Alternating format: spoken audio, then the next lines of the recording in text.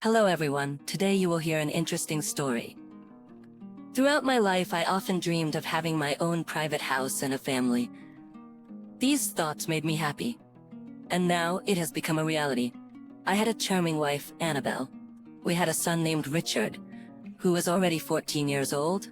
Initially, I worked at a store where pet food was sold. Farmers often came here to purchase feed for their animals on their farms. This constantly pushed me to consider the idea of starting my own farm. The idea appealed to me more and more. I calculated and assessed my capabilities to make this all happen. Initially, we managed to buy a large piece of land with a small house at a good deal. I worked on expanding this house and renovating it. Later, I decided to take out a loan and build a barn where I planned to raise pigs. At my job, I had the advantage of purchasing feed at a discount, which was a significant benefit. My wife worked as an accountant at a company that produced metal constructions. She wasn't particularly fond of the idea of the farm. "Michael, I don't understand why you're so fixated on this idea," Annabelle said to me. "Darling, I've calculated everything. This should bring us a good income over time. And I've always wanted to do something like this. I don't know, Michael. To me, it doesn't seem profitable. And do you really want to be digging around in all that dirt?" "Yes, darling, I see nothing wrong with it. I'm ready to put all my efforts into this endeavor. It would have been better if we went somewhere on vacation. Now, all the money will go into your project and we'll have to be here all the time to oversee everything. I don't like it at all. Darling, we just need to be patient a little while longer. Eventually, we'll have enough money for everything. We just need to streamline the process, automate it, and hire people. Then things will get easier. The question is, when will that happen? We need to understand that this is a rather slow process. Darling, things would be much simpler and faster if you helped me, instead of constantly criticizing my idea. I believe in this idea, and it's bound to work out. The key is not to give up. I don't want to get involved in all this. I have my own concerns to deal with. Annabelle's reproaches were something my wife and I frequently discussed. She always tried to voice her dissatisfaction. Her complaints were starting to wear on me. After all, things weren't as bad as she thought. I had a stable and decent income, so I was successfully repaying the loan. My son was also quite interested in this venture. He often helped me and delved into all the details. I was proud of my son. I never had to force him to do anything. I never had to. He always expressed a desire to help, and if it weren't for Annabelle's whims, everything would have been fine. We built and cultivated a wonderful farm. I always looked at all of this with admiration. Over time, Annabelle did start helping me with financial matters. She wasn't overly enthusiastic about it, but I saw a positive side to it. The ice was melting, and Annabelle started helping me, or at least that's what I thought. I hoped that things would get even better in the future. We would achieve financial success and gradually expand. I was getting quite tired on the farm, but it was a pleasant fatigue. I did this for myself, not for anyone else. And the realization that I now had my own business gave me strength and confidence in the future.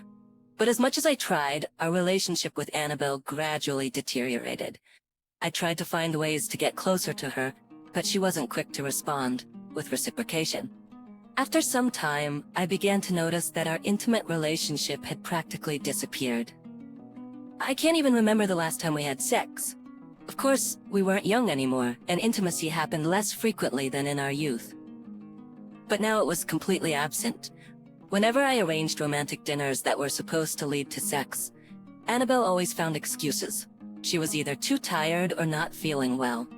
"Annabelle, tell me, is there someone else in your life?" I asked. "Michael, have you lost your mind?" "Why such questions? I just noticed that you're distancing yourself from me. That we spend less and less time together. I don't understand what's happening. Darling, everything is fine. You're just getting worked up. There are no problems, calm down. We haven't even had sex in, I don't remember how long. Didn't you want it all this time?" "Michael, of course I did. It's just difficult right now. You're tired from your farm, and I'm tired from my work. But we can't even do it on weekends. You always come up with excuses. Yes, I'm tired from work, but I still manage to find ways to spend time with you. But you're not responding in kind. That's why I'm thinking this way. I want to know the exact reason. Michael, stop it. If you're hinting that I'm cheating on you, that's ridiculous. I would never do such a thing. I don't need that. I'm just tired. And I need time to get everything in order. Don't worry about it. I love you and Richard immensely. I would never bring such filth to our family's doorstep. Can I really trust you? Darling, you don't even need to doubt that. And don't ask me such silly questions anymore. Everything is fine between us. Forgive me for these conversations. I just don't understand what's happening. But I really want everything to be okay with us. I want our family to have no hidden secrets. Conversations with Annabelle didn't lead to anything positive. She tried in every way to dissuade me from my suspicions.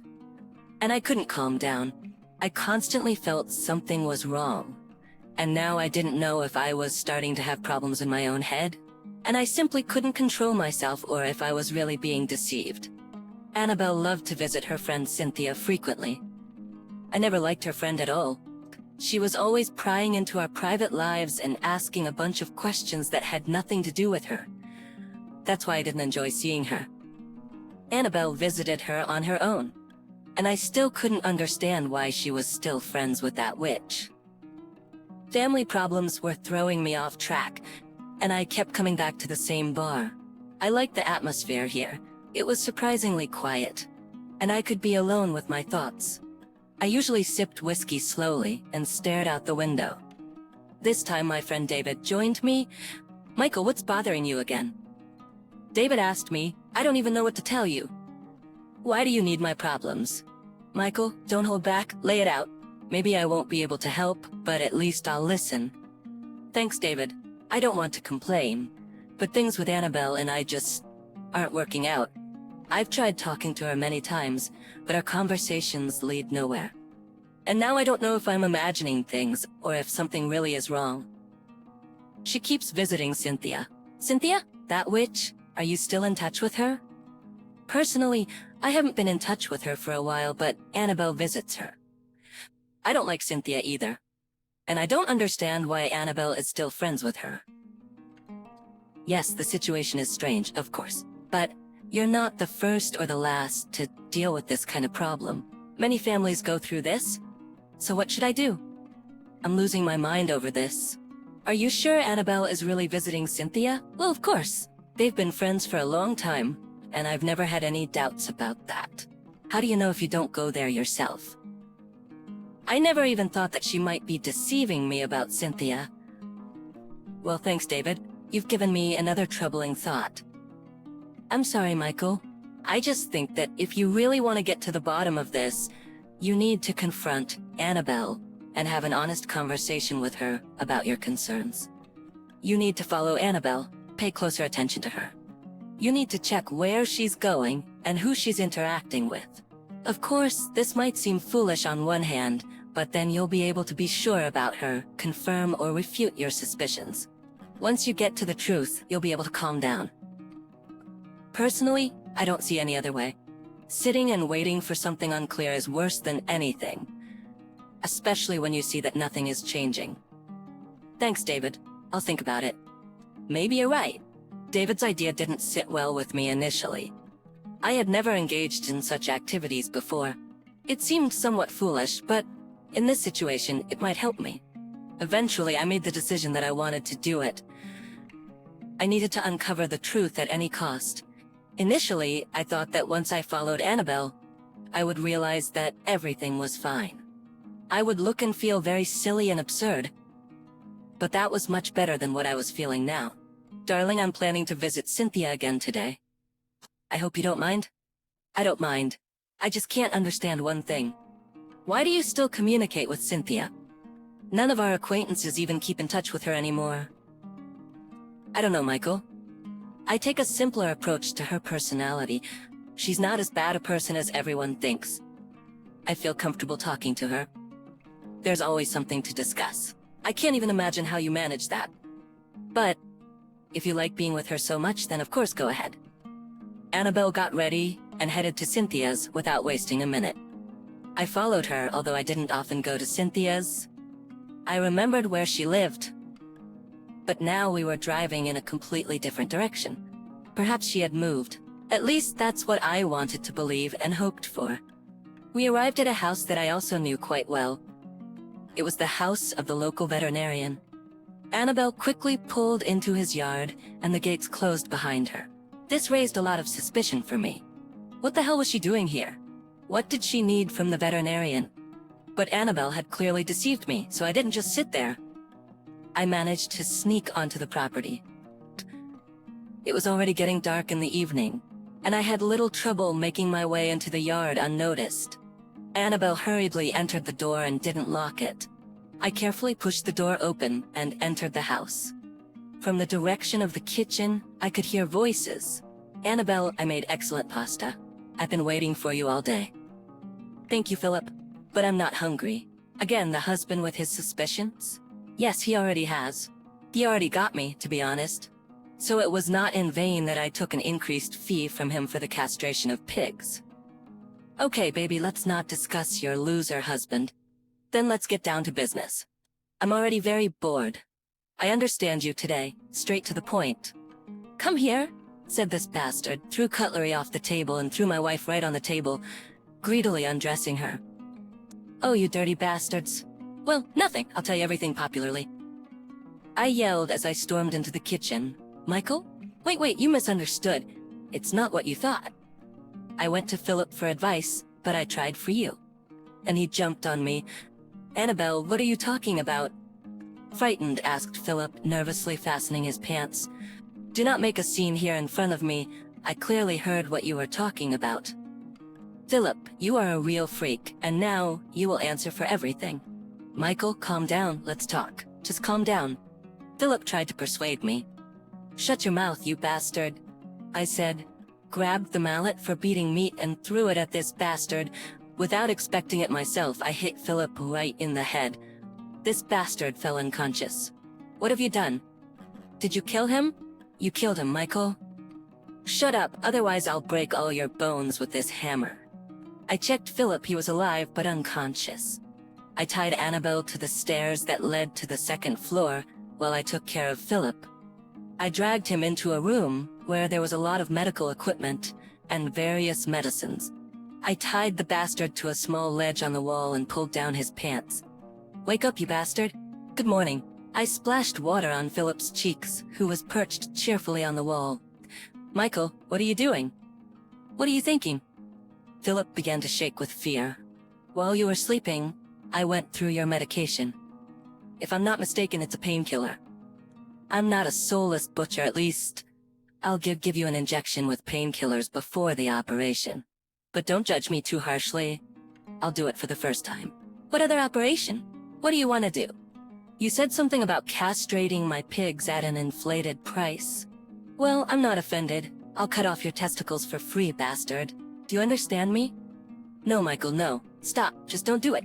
Philip was trembling and hysterical when I gave him an injection with painkillers. The groin area was frozen. This bastard didn't see what I was doing, but he was screaming like a madman. I took the bloodied piece of meat and shoved it right into his mouth. "Here, bastard, your own testicles. Bon appetit. Now you will remember, for the rest of your life, how to seduce married women. And if I see you even once, it will be worse for you, believe me." I spoke up and left. Philip screamed incessantly. He was in complete shock. And when I put his own balls in his mouth, he lost consciousness. But it was all just a show. Before that, I found fresh meat in the refrigerator, on which there was still a little blood, but this was enough for a spectacular production. I did not touch his farm. It would be disgusting for me to do this. But that bastard didn't know that. I untied him and left him on the floor. Then I went to Annabelle, who was simply horrified by Philip's screams. "What did you do with him?" Annabelle asked hysterically. "Never mind," I said, wiping my hands from the blood with a rag in front of Annabelle. "What are you gonna do with me?" Annabelle asked in tears. "Let it be a surprise for you." I dragged Annabelle into the car, and we drove straight to the city center, which was still very crowded. It was a beautiful crowded square, but it had one major drawback. There were no restrooms or places to go to the bathroom nearby. I got Annabelle to drink the vodka I found at Philippe's. What the hell did you make me drink? Annabelle asked. Don't worry, you'll understand soon. Now get out of my car and remember, if I see you even once, I will definitely kill you. And I don't care where you go, I will find a way to get you, you lying bitch who's been brainwashing me for so long, fucking with that bastard instead of being with your family. You disgusting and vile creature, get out, I said and pushed Annabelle out. Annabelle tried to object, she screamed, but then fell silent as her stomach twisted. She began to rush from side to side and defecate right on the square. It was a humiliating experience for her. I went home to my son. Those bastards were seriously scared. They were downright terrified. Annabelle never came home, even to her son, after that. I expected some kind of retaliation from this scum. She could take revenge on me with that bastard. But suddenly I found out that these bastards wanted to leave our town together. The rumor about Annabelle's betrayal quickly spread, and bad rumors also circulated about Philip, so he had nothing more to gain. But then something incredible happened. The bastards were arguing or actively figuring things out amongst themselves, not realizing they were standing under a forbidding traffic light sign right in the middle of the railroad tracks. Cars honked at them, but they came to their senses too late, and the train collided with their car. Those bastards didn't survive.